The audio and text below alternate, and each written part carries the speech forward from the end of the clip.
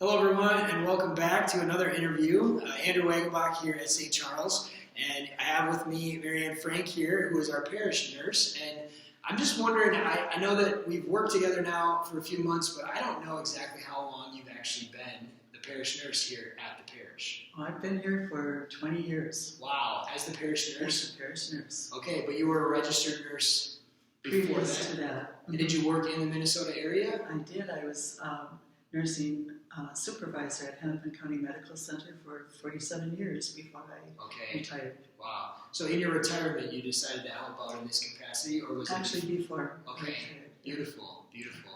Well, so I've been asking these same questions of all the people that I've been interviewing, and the first one is, what has maybe been the best thing for you now that this has all happened, just personally, or just a blessing that maybe you see happening in your own family or something like that? Okay. Well, I guess the blessing that I would count is that we're being challenged to find a new paradigm, Right. to bring Jesus to others. Yes. And especially with you youngsters on the staff, Right. you have given us all sorts of challenges and opportunities, and it's been good. Good growth. Good. Yeah, I agree. I've learned a lot, and I knew a lot about technology beforehand, but this has definitely challenged all of us, I think, to grow in new ways, and I think we can utilize some of these tools even after we're not mandatorily isolated, and so I'm glad that that's been a blessing for you too. Being a parish nurse, obviously the welfare of people is your forefront of your mind. So what has maybe been one of the hardest things about this whole isolation, the hardest things that you kind of just have been feeling about all the things going on right now? Well, I not only work with the physical aspect of care that's needed within our homebound parishioners, but also their spiritual welfare. Right. And many are just really expressing pain that they're not able to receive Jesus, that they can't have those weekly visits.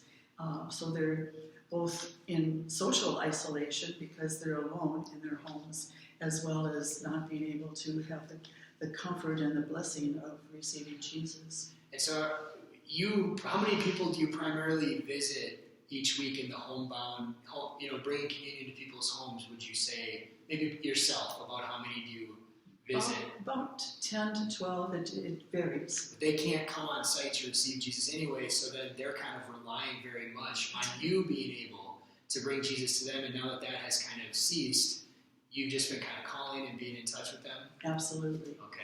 And so I know Father has made it available if anybody wants, maybe even him or the deacon to come and give a blessing to their home, or to just come pray with their family, that's available. So I know Father wants to still come, and I'm sure if you wanted a phone call from anyone here on the staff that you've primarily worked with before, just let us know here at the parish, because we're still here and we're still able to offer any support that we can.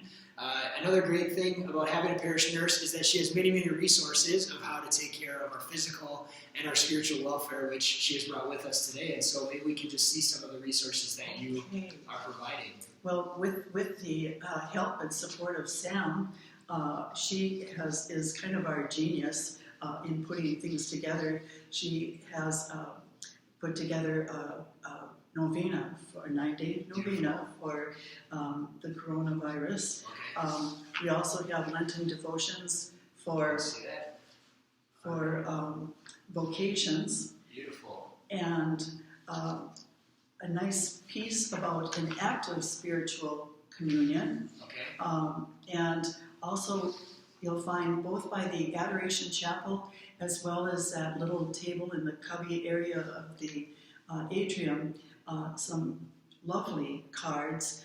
Sam has a picture of the Last Supper from one of our windows in the church, and then a spiritual communion prayer. So do take one. There's plenty there for you, and it's a means to keep close to Jesus, even if you cannot receive him at this time. Also, while you're there, picking up the bulletin and other things, and the palms, which next Sunday, a week from today, will be available. Make sure you stop in and take a moment in prayer for to meet and greet Jesus. Right. I think too, some people have been going around to different homes, or maybe someone in your family has asked you if they can pick anything up for you. Maybe the church is a place they could stop by, because I know it's important to have groceries and different things, but maybe if you can't get here to pick up your own spiritual communion card or your novena, maybe if someone's out running errands for you, especially those that maybe can't get out or don't feel comfortable getting out, have someone come to the church and pick up those resources for you, and maybe even come and pray for you in front of the Blessed Sacrament, almost on your behalf. Intercessory prayer is such a beautiful way for us to lift each other up and support each other. So I think that would be a cool way for other people to kind of help support those that maybe don't feel comfortable or can't make it here, to come and pick up some of those things and bring them to you. And specifically, like you said with the palms, having someone come and grab a couple palms, because they're such a beautiful reminder of our faith that we're entering into really the highest feast of our liturgical year. Holy Week is supposed to be this high celebration of the Paschal mystery, and not being able to do that as a community will be very difficult for some that have always come here for many, many liturgies.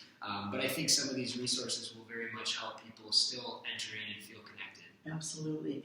And since I'm not able to visit, I'm also spending additional time in the Adoration Chapel, or actually in the church right now, praying for, during that time that I would otherwise be visiting with people, praying for them before Jesus. So they're getting a little bit of a bonus. That's right.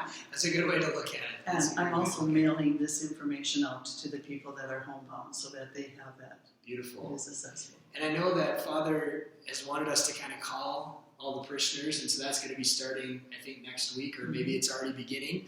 But you should be receiving a call from someone here at the office collecting prayer intentions so that Father can be saying some of those for when they're doing the masses and different things.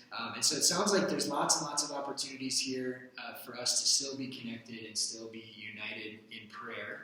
Is there anything else that I'm forgetting that we wanted to touch base on today? I think we've done pretty well here. I challenge people, if we have a few minutes. We do, yeah. At home, you have the domestic church that we otherwise visit. And at home, you can make an altar. Use a crucifix, a statue, candles, holy water, those other little sacramental blessings. Use them. Develop a prayer chair, a place that you can designate for prayer with your rosary and some of your prayer cards by you. This is good for families to just have that realization that our home is the domestic church. Right, so it's almost like bringing our faith into our homes in an even more tangible way.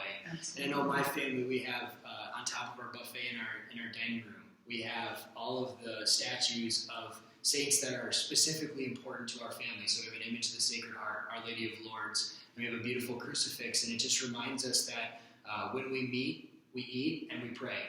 And that's something that's really important. A priest friend of mine when I was in college said, when we meet, we eat. Because Jesus did, right? Yes. And so not being able to be physically present during communion, you can bring that idea home. And having a family meal, praying together as a family.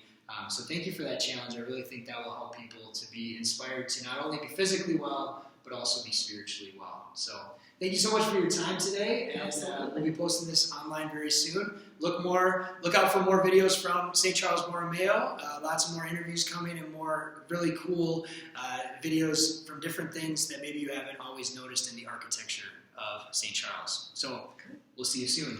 Thanks.